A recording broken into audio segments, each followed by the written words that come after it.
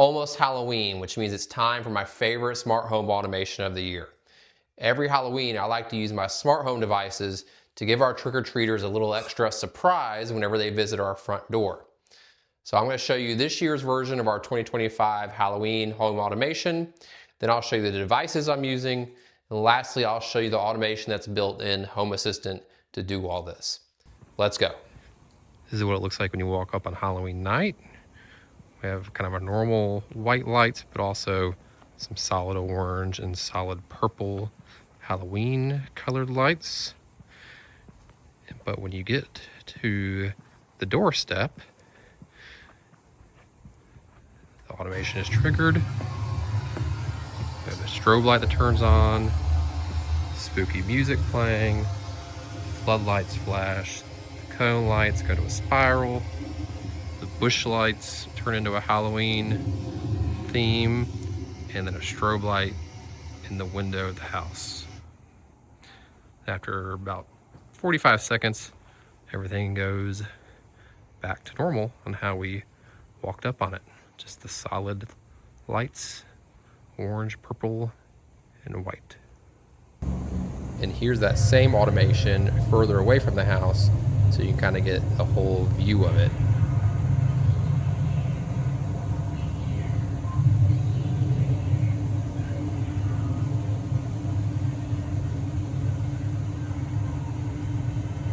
Now let me show you the smart home devices I use to make all this happen. So it's all kicked off by the Aqara G410 doorbell. This new model has a millimeter wave sensor on it, which is much better for presence and works great in this case. I'll have a full video on it eventually. The strobe light up here is plugged into a Meross outdoor 2-channel plug. So when the doorbell motion activates, it turns on this, which then turns on the strobe light. The haunty, scary sounds are on a HomePod that is in our delivery box here. So there's a HomePod Mini. It's plugged in this rat nest of wires back here. Then the floodlights you saw in the video here.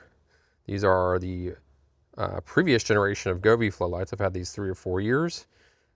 They've worked pretty well. I've had to replace a couple because of moisture in them.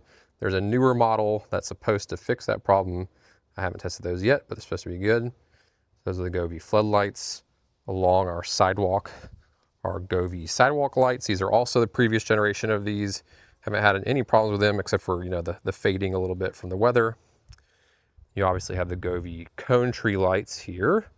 And then in the bushes are the Govee string lights. So these are actually in both sets of bushes running along here and over there. Now let's go inside and I'll show you some things there. Our front porch and garage carriage lights that turn off when there's a motion at the doorbell are Zooz Z-wave switches. These are a great bang for your buck. Then over here in my office is where the strobe light is that lights up this kind of clear plastic that is in the windows to give it that kind of eerie strobing effect.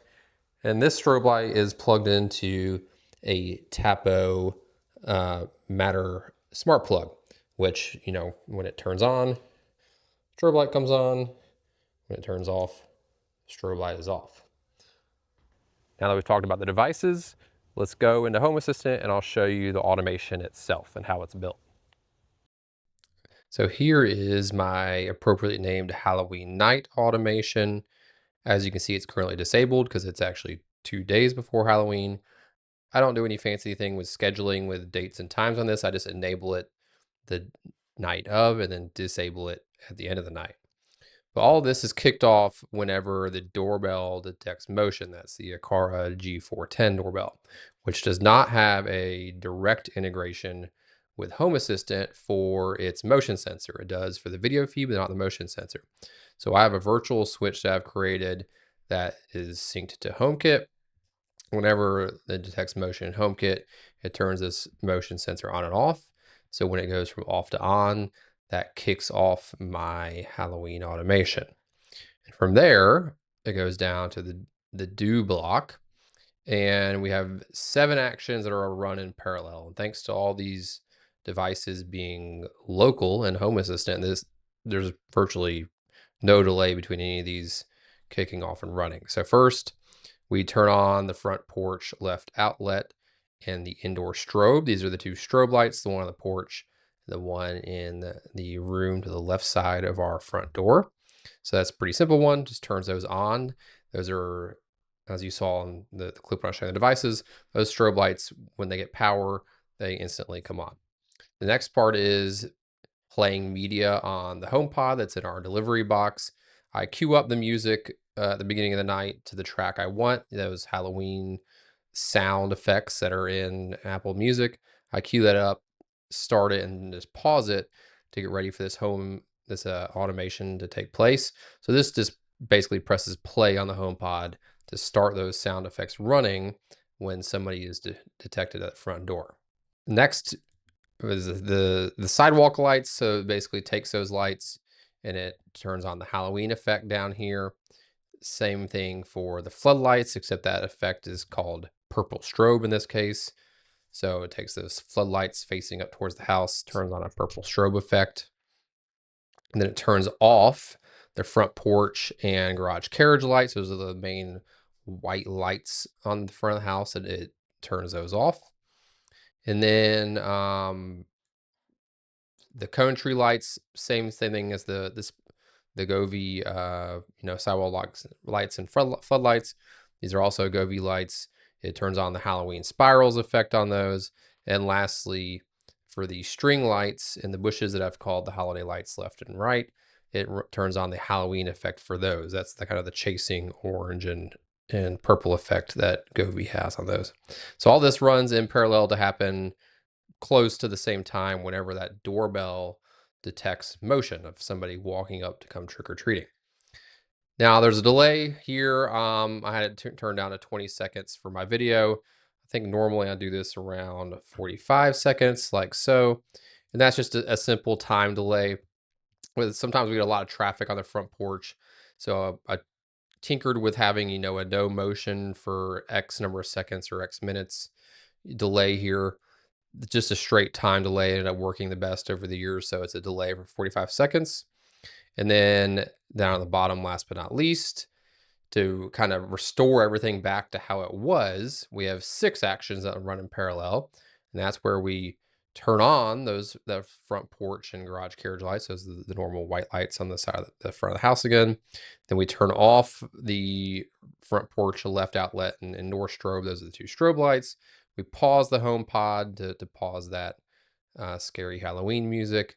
We turn on the sidewalk and floodlights to a color temperature of 3600 degrees, roughly 3612 in this case. So that turns the floodlights and the sidewalk lights back to a normal white. Then we turn those cone tree lights back to a solid, it looks black on here, but it's really like a purplish color for the cone tree lights. And then for the lights in the bushes, my Govee string lights, what we call the holiday lights, those turn to a solid, it looks reddish, but it's actually like a deep orange color. And that ends the automation. It restore things back to normal. And then it's basically ready to run again. Next time it detects motion from the doorbell camera, it starts all this over again. Now, one thing that's important here too is that for the mode of this, I have this in single mode. So as long as that motion sensor is detecting motion on the doorbell, it's not going to start a new run of this automation. It's going to just let it keep running through and keep going. Now, if you haven't looked at these modes before in Home Assistant, you can change how that works. So if you go to restart mode, it'll actually just restart the whole automation next time that motion sensor goes from no motion to motion. That's an option.